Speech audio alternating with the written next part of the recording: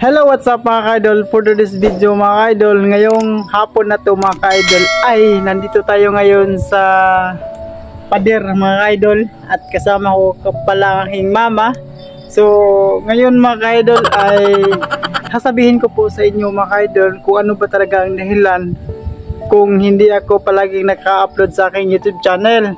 Ang dahilan kasi mga ka-idol ay busy tayo.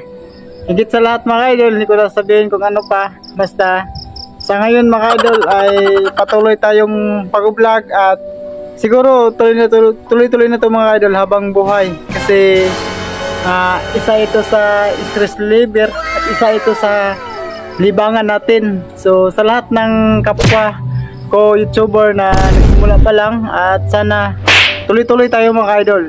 So ano ang may sasabi mo sa akin ma? Na ngayon na ako nakapag-upload, hindi madalas. Ano ang may papayo mo sa akin? Ma? Tuloy-tuloy mo lang yan. Tapos? Wow. Sige yan. Ano pa? Nakasama naman ang boses mo. Wala na, yan lang. Pasensya mga ka-idol dahil paggabi na kasi mga idol, kaya ganun ang ilaw mga ka-idol. Ganun ang background natin. So, sa hindi pa nakasubscribe no, pakisubscribe naman mga idol. Yan lang mga idol, magsuportahan tayo mga idol. Yan lang.